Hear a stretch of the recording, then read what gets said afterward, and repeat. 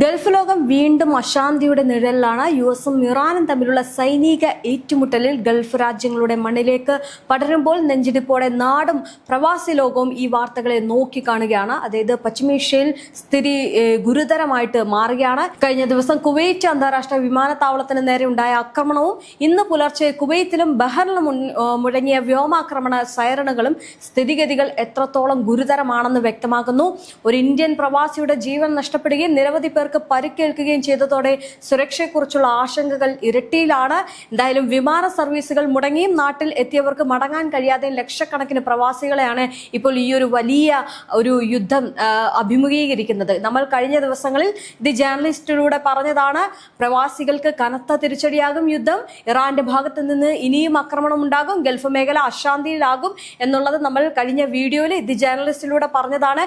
ഇപ്പോൾ അത് വീണ്ടും സംഭവിച്ചിരിക്കുകയാണ്. ഇന്ന് പുലർച്ചെയാണ് ഈ കുവൈത്തിലും ബഹറിലും നിർത്താതെയുള്ള സൈറണുകൾ മുഴങ്ങുന്നതും ആക്രമണം ഇറാൻ തൊടുത്തുവിട്ടത് എന്നുള്ള വാർത്തകൾ പുറത്തു വരുന്നത്. കുവൈത്ത് അന്താരാഷ്ട്ര വിമാനത്താവളത്തിന് നേരെയും US സൈനിക താവളങ്ങൾക്ക് നേരെയും ഇറാൻ നടത്തിയ ഡ്രോൺ മിസൈൽ ആക്രമണങ്ങളെ തുടർന്നാണ് ഗൾഫ് മേഖല വീണ്ടും അതീവ ഗുരുതരമായിട്ടുള്ള അശാന്തിയിലേക്ക് നീങ്ങുന്നത്.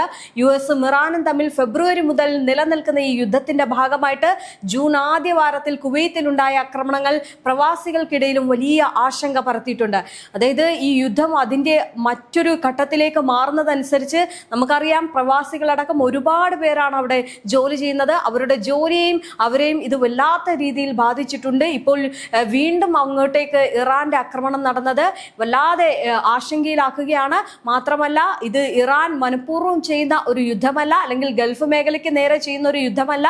പകരം അമേരിക്കയെ സമ്മർദ്ദത്തിലാക്കാൻ വേണ്ടി, അല്ലെങ്കിൽ അമേരിക്കയുടെ എയർബേസുകളിലേക്ക് ഈ ഒരു ആക്രമണം തൊടുത്തുവിട്ട് അവിടുത്തെ ആ ഗൾഫ് രാജ്യങ്ങൾ അമേരിക്കയ്ക്ക് എതിരെ സമ്മർദ്ദം ചെലുത്തുവാൻ തക്കവണ്ണമാണ് ഇറാൻ ഈ ഒരു നടപടി സ്വീകരിക്കുന്നത്, അല്ലെങ്കിൽ ഈ ഒരു ആക്രമണം സ്വീകരിക്കുന്നത്.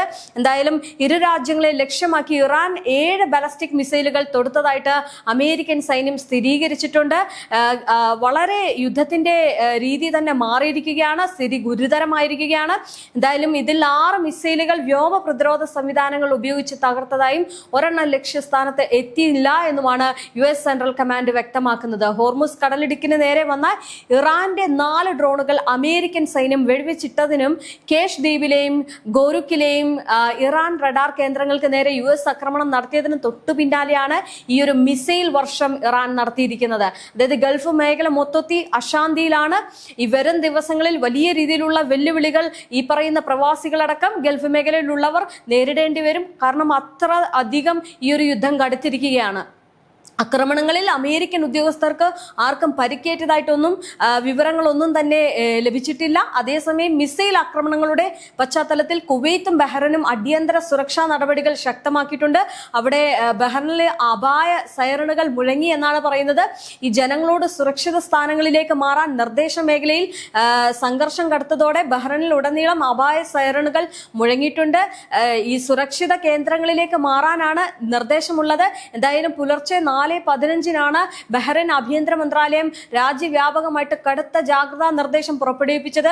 ജനങ്ങൾ പരിഭ്രാന്തരാകരുതെന്നും അടിയന്തര നിർദ്ദേശങ്ങൾ കർശനമായിട്ട് പാലിക്കണമെന്നും മന്ത്രാലയം അഭ്യർത്ഥിച്ചു. ഗൾഫ് മേഖലയിൽ മിസൈൽ ആക്രമണങ്ങളും സൈനിക നീക്കങ്ങളും ശക്തമായതോടെ ജനവാസ മേഖലകളുടെ സുരക്ഷ മുൻനിർത്തിയാണ് ഈ ഒരു മുൻകരുതൽ അല്ലെങ്കിൽ നടപടികൾ എന്ന് പറയുന്നത്. എന്തായാലും കുവൈത്തിന് നേരെ ഉണ്ടായ മിസൈൽ ഡ്രോൺ ആക്രമണങ്ങളെ രാജ്യത്തിന്റെ വ്യോമ പ്രതിരോധ സംവിധാനം വിജയകരമായിട്ട് പ്രതിരോധിച്ചതായിട്ട് കുവൈത്ത് സൈനിക ജനറൽ സ്റ്റാഫിനെ ഉദ്ധരിച്ച് ഔദ്യോഗിക വാർത്താ ഏജൻസി ആയിട്ടുള്ള കുനാ റിപ്പോർട്ട് ചെയ്തിട്ടുണ്ട്. പുലർച്ചെ കേട്ട ശക്തമായിട്ടുള്ള സ്ഫോടന ശബ്ദങ്ങൾ മിസൈലുകൾ തകർത്തപ്പോൾ ഉണ്ടായതാണ് എന്നാണ് സൈന്യം വ്യക്തമാക്കുന്നത്. എന്തായാലും രാജ്യത്തെ സുരക്ഷാ ഏജൻസികൾ നൽകുന്ന നിർദ്ദേശങ്ങൾ പൊതുജനങ്ങൾ കൃത്യമായിട്ട് പിന്തുടരണമെന്നും അധികൃതർ ആവശ്യപ്പെടുകയാണ്. ഈ യുദ്ധം അനാവശ്യമായിട്ട് അമേരിക്കയായിരുന്നു കൊണ്ടുവന്നത്.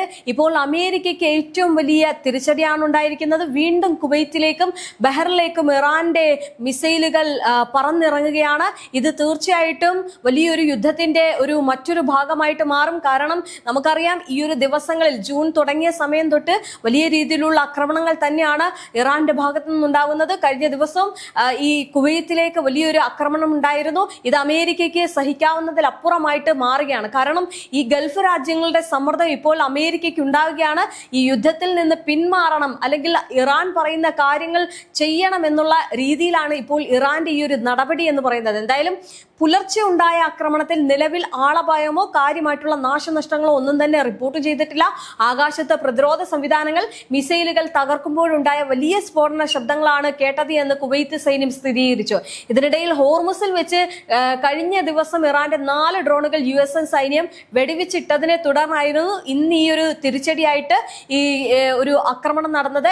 എന്തായാലും സ്ഥിതിഗതികൾ കൂടുതൽ വഷളാക്കിയിട്ടുണ്ട്. ഹോർമുസിലെ ഏറ്റുമുട്ടലിന് തൊട്ടു പിന്നാലെയാണ് ഇറാന്റെ IRGC കുവൈത്തിലും ബഹ്റിനിലും US സൈനിക താവളങ്ങൾ ലക്ഷ്യമിട്ട് ബാലിസ്റ്റിക് മിസൈലുകൾ തൊടുത്തുവിട്ടത്.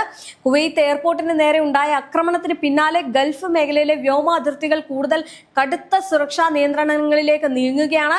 ഇത് കേരളത്തിൽ നിന്നുള്ള അടക്കം പ്രവാസികളുടെ യാത്രാ പദ്ധതികളെ താറുമാറാക്കിയിട്ടുണ്ട്. ലോകത്തിലെ എണ്ണ കപ്പലുകളുടെ 5-1 കടന്നു പോകുന്നത് ഹോർമുസ് കടലിടുക്ക് വഴിയാണ്. ഇവിടെ മിസൈൽ ഡ്രോൺ ഭീഷണി ഉണ്ടാകുന്നത് അന്താരാഷ്ട്ര കപ്പൽ ഗതാഗതത്തെ വലുതായിട്ട് തന്നെ ബാധിക്കുകയാണ് ചെയ്യുന്നത്. ഇത് ആഗോളതലത്തിൽ ഇന്ധനവില വീണ്ടും കുതിച്ചുയരാൻ കാരണമാവുകയും ചെയ്യും. എന്തായാലും ബഹ്റിനിലെയും കുവൈത്തിലെയും ജനങ്ങൾക്ക് മുന്നറിയിപ്പ് നൽകി അപായ സൈറണുകൾ മുഴങ്ങിയത് ഗൾഫിലെ പ്രവാസി മലയാളി കുടുംബങ്ങളിൽ വലിയ പരിഭ്രാന്തി ഉണ്ടാക്കിയിട്ടുണ്ട്. യുദ്ധം നീണ്ടുപോയാൽ ഗൾഫ് രാജ്യങ്ങളിലെ വിപണിയെയും നിർമ്മാണ മേഖലയും ബാധിക്കുമെന്നതിൽ പ്രവാസികളുടെ തൊഴിൽ സുരക്ഷയെക്കുറിച്ചും ഇത് ആശങ്കയുണ്ട്.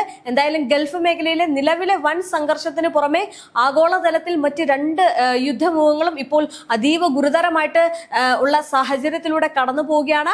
അമേരിക്കയുടെ മധ്യസ്ഥതയിൽ ഇസ്രയേലും ലബനാനും തമ്മിൽ താൽക്കാലിക വെടിനിർത്തൽ പ്രഖ്യാപിച്ചെങ്കിലും ഇപ്പോൾ ഇസ്രയേൽ പ്രധാനമന്ത്രി ബെഞ്ചമിൻ നെതന്യാഹു അത്തരം കരാറുകൾ ഒന്നും തന്നെ നിലവിലില്ലെന്ന് വ്യക്തമാക്കുകയും ലബനാനിൽ ആക്രമണം തുടരുകയും ചെയ്യുന്ന ഒരു സാഹചര്യമാണ്.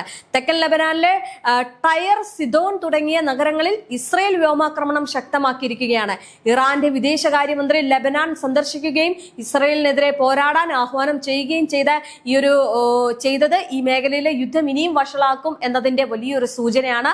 അമേരിക്കൻ പ്രസിഡന്റ് ഡൊണാൾഡ് ട്രംപിന്റെ മധ്യസ്ഥതയിൽ നടന്നിരുന്ന ഈ ഒരു എല്ലാ നയതന്ത്ര യുദ്ധവിരുദ്ധ ചർച്ചകളിൽ നിന്നും ഇറാൻ ഔദ്യോഗികമായിട്ട് പിന്മാറിയത് തന്നെ വലിയൊരു പോരാട്ടത്തിന് മുന്നോടിയായിട്ടാണ്.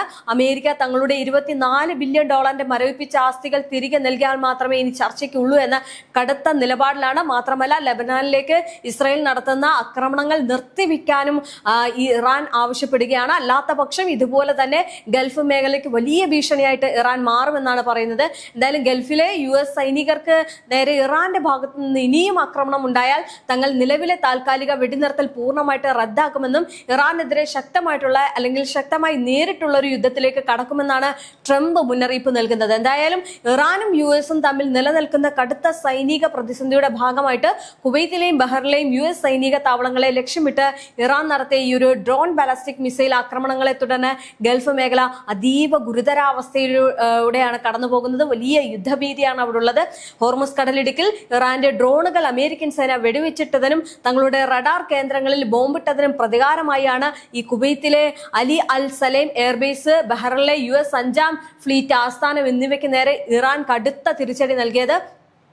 മിസൈലുകൾ, വ്യോമ പ്രതിരോധ സംവിധാനങ്ങൾ ഉപയോഗിച്ച് ആകാശത്ത് വെച്ച് തന്നെ വിജയകരമായിട്ട് തകർത്തതിനാൽ വലിയ ആളപായം ഒഴിവായെങ്കിലും കുവൈത്തിലും ബഹ്റിനിലും പുലർച്ചെ വ്യോമാക്രമണ സൈറണുകൾ മുഴങ്ങിയത് ജനങ്ങളെയും ഈ പറയുന്ന പ്രവാസികളെയും വലിയ രീതിയിൽ പരിഭ്രാന്തരാക്കിയിട്ടുണ്ട്.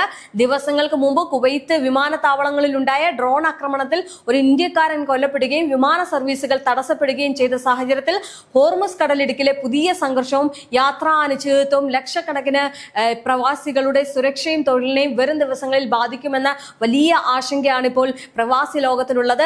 അതായത് അക്ഷരാർത്ഥത്തിൽ പറഞ്ഞു കഴിഞ്ഞാൽ പ്രവാസികൾക്ക് വലിയ ഒരു പ്രതിസന്ധിയാണ് ഇപ്പോൾ ഉണ്ടായിരിക്കുന്നത്. അവർ വളരെ ആശങ്കയിലാണ്. ഈ ഒരു യുദ്ധം അതിന്റെ രീതിയിൽ പോയി കഴിഞ്ഞു കഴിഞ്ഞാൽ ഈ നാട്ടിൽ നിൽക്കുന്നവരും കയറി പോകാനുള്ളവരും അതുപോലെ തന്നെ കുടുങ്ങിക്കിടക്കുമെന്നതിൽ സംശയമില്ല. ഇപ്പോൾ കുവൈറ്റിലുള്ള പലരും ഈ ഒരു യുദ്ധഭീതിയുടെ നിഴലിലാണുള്ളത്. അവർക്കും ഇങ്ങോട്ട് വരാനോ അല്ലെങ്കിൽ എന്തെങ്കിലും പുറത്തു പോകാനോ കഴിയാത്തൊരവസ്ഥയാണ് ഉണ്ടാകുന്നത്. അതുപോലെ തന്നെയാണ് ഈ ഹോർമുസ് കടലിടുക്കിലെ കാര്യം എന്ന് പറയുന്നതും. ഇതിനിടയിൽ ഈ ആഗോളതലത്തിൽ വലിയ രീതിയിലുള്ള വില വർധനവ് വരുന്നുണ്ട്. യുദ്ധം വീണ്ടും വീണ്ടും കടുക്കുന്നതനുസരിച്ച് സാധാരണക്കാരെ സംബന്ധിച്ചിടത്തോളം ഒട്ടും താങ്ങാൻ കഴിയാത്ത ഒരു കുതിച്ചുയരുന്ന സാമ്പത്തിക വിലക്കയറ്റത്തിലേക്കാണ് ഇപ്പോൾ കാര്യങ്ങൾ നീങ്ങുന്നത്. എന്തായാലും ഗൾഫ് മേഖലയെ അശാന്തിയിലാക്കിയിരിക്കുകയാണ് ഈ ഒരു യുദ്ധം.